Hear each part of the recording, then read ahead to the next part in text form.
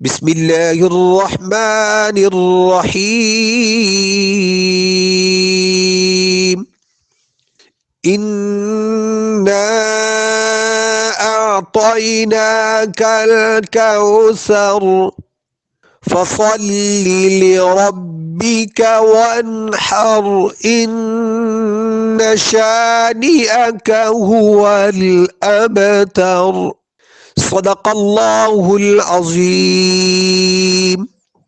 انا اعطیناک الکوثر، بے شک ہم نے آپ کو کوثر عطا کی۔ فصل لربک وانحر، اے میرے محبوب پیغمبر آپ فصلی نماز پڑھیے اور قربانی کیجیے۔ ان شانئک هو الابتر، بے شک آپ کا دشمن ہی نامراد ہونے والا ہے۔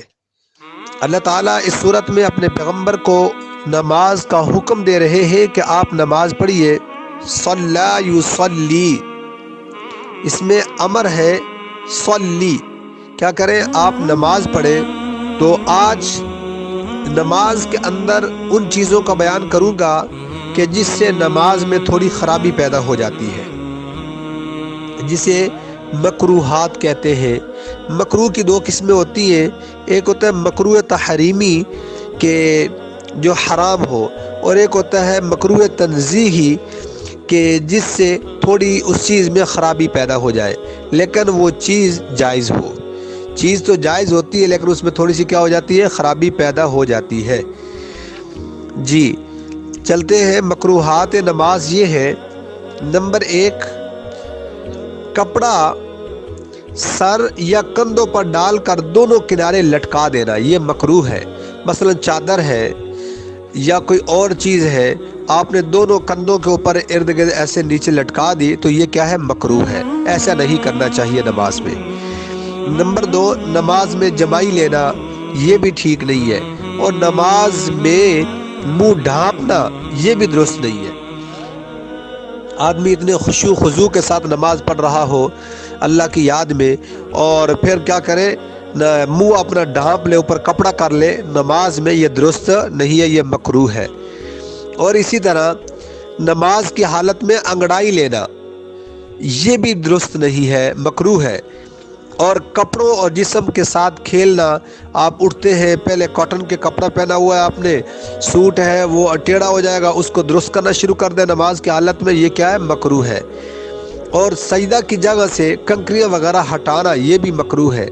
اصل میں آپ کے ذہن کے اندر یہ بات ہوگی کہ ہم تو مسجد میں نماز پڑھتے ہیں، وہاں قلین وغیرہ ہوتا ہے تو کنکریاں ہٹانا، زمانہ اولیٰ میں نبی کریم صلی اللہ علیہ وسلم جس سرزمین پہ تشریف لائے وہاں مٹی نہیں ہے، جیسے یہ پاکستان میں ہے زرخیز مٹی، اور اسی طریقے سے انڈین، یہ ایشیا جو مٹی ہے، لیکن وہاں پتھریلا علاقہ ہے اور پتھر ہوتے ہیں، کنکریاں ہوتی تھی۔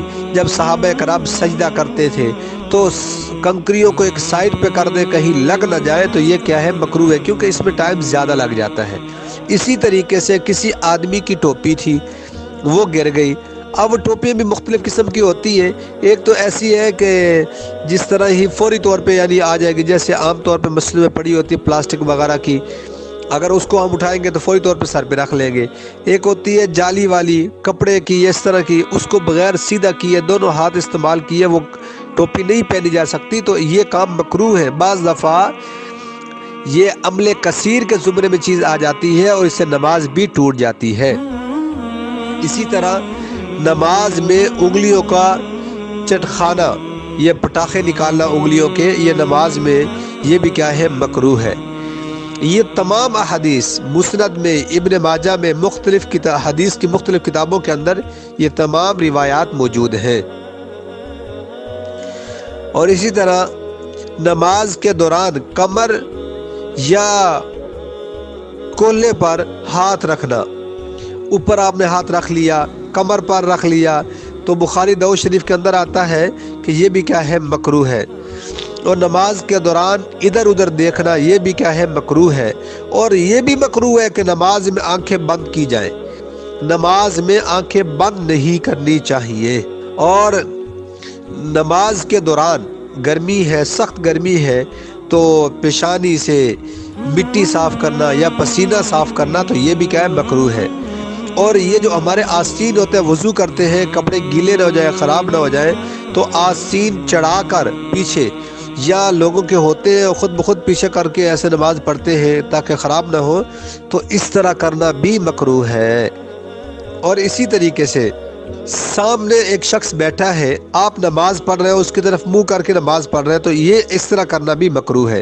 ایک تو ہوتا ہے نا جیسے صف میں ہوتا ہے کہ اگلے آدمی کا منہ اس طرف ہے، وہ سب ترتیب میں، اس کی بات نہیں کر رہا۔ ایک آدمی سامنے بیٹھا ہوا ہے، چارپائی کے اوپر بیٹھا ہوا ہے، آپ قبلہ بھی اسی طرف ہے، اور آپ نے اس کے سامنے بالکل جانماز بچھا لی اور نماز شروع کر دی، تو یہ بھی مکروہ ہے۔ اس آدمی سے کہنا ایک سائڈ پہ ہو جائے، یا آپ ایک سائڈ پہ جانماز بچھا لیں۔ اسی طرح آگ کے سامنے نماز پڑھنا، آگ کے سامنے نماز پڑھنا یہ بھی کیا ہے؟ مکروہ ہے۔ اور اسی طرح نماز میں آسمان کی طرف دیکھنا یہ بھی مکروہ ہے۔ اور کھانا اگر حاضر ہو، بھوک لگی ہوئی ہو، تو کھانا چھوڑ کر نماز پڑھنا شروع کر دے تو یہ بھی مکروہ ہے۔ اور اسی طرح اگر انسان کو شدید پیشاب آیا ہو، پیشاب کی حالت ہو، تو اس حالت میں آپ اس کو پیشاب کو چھوڑ کے دوبارہ مجھے وضو کرنا پڑے گا تو آپ نماز پڑھ لیں، تو نماز تو ہو جائے گی لیکن مکروہ ہوگی، اس میں تھوڑی خرابی پیدا ہو جاتی ہے۔ تو بہتر یہ ہے کہ اگر بھوک لگی ہے، شدید بھوک ہو، تھوڑی بہت ہو تو کوئی مسئلہ نہیں، کھانا بھی آگے حاضر ہو جائے تو پھر اور بات ہے، لیکن اگر تھوڑی بہت بھوک ہو تو نماز کا ٹائم ہے تو پہلے نماز پڑھنی چاہیے۔ شدید بھوک ہو، کھانا بھی حاضر ہو، تو پھر کیا کرنا چاہیے؟ پہلے کھانا کھا لینا چاہیے۔ اس طرح شدید تیز قضاء حاجت کی ضرورت ہو تو پہلے انسان کو قضاء حاجت کرنی چاہیے، اس کے بعد انسان کو وضو کر کے نماز پڑھنی چاہیے۔ اور اسی طرح نماز میں شلوار یا چادر وغیرہ ٹخنوں سے نیچے لٹکانا، نبی کریم صلی اللہ علیہ وسلم نے فرمایا ما اسفل من الکعبین من الازار فی النار، ٹخنوں کا جو حصہ پجامہ کے نیچے رہے گا وہ جہنم میں جائے گا۔ بہرحال اسی طریقے سے اپنے دونوں ہاتھ جو ہے وہ اپنی پسلیوں کے ساتھ جوڑ لینا یا زمین پر رکھ دینا، یعنی دونوں ہاتھوں کی جو کوہنیاں ہیں، ایلبو جسے کہتے ہیں، ایک تو نا ہاتھ رکھنا، ہاتھوں کے ساتھ جو کوہنیاں ہیں ہماری، ان کا حکم ہے کہ اس کو اپنے جسم سے بھی الگ رہے اور نیچے بھی نہ لگنے دے، اوپر ہو، اور بالکل دائیں اور اپنے بائیں ایسے پھیلا بھی نہ لے تاکہ جو ساتھ والا نماز پڑھ رہا ہے وہ بیچارہ بھی تنگ ہو جائے آپ کے اس عمل سے۔ تو ایسا بھی نہیں کرنا، درمیان میں ہو، جس سے اپنی پسلیوں کے ساتھ بھی نہیں لگانی اور اسی طرح زمین پر بھی نہیں رکھنی۔ اور اس کے علاوہ اور اس کے بہت سارے ایسے مسائل ہیں، لیکن آدمی یعنی کوشش یہ کرے کہ جو کام آپ کو معلوم ہے وہ اس کے مطابق، اور جو نہیں معلوم ایسا کوشش ہو کہ میں ہر وہ عمل کروں کہ میری نماز سنت کے مطابق بن جائے۔ جو معلوم نہیں ہے ان کو سیکھنے کی کوشش کریں اور اپنی نمازوں کو سنت کے مطابق بنانے کی کوشش کی جائے۔ ہم دوسری باتوں میں تو الجھ جاتے ہیں، یہ ہمارے لیے انتہائی ضروری ہے۔ اللہ تعالیٰ سے دعا ہے کہ اللہ تعالیٰ ہم سب کو قرآن اور سنت کے مطابق نماز پڑھنے والا بنائے اور ہماری نمازوں کو اپنی بارگاہ عالی میں قبول فرمائے۔ آمین۔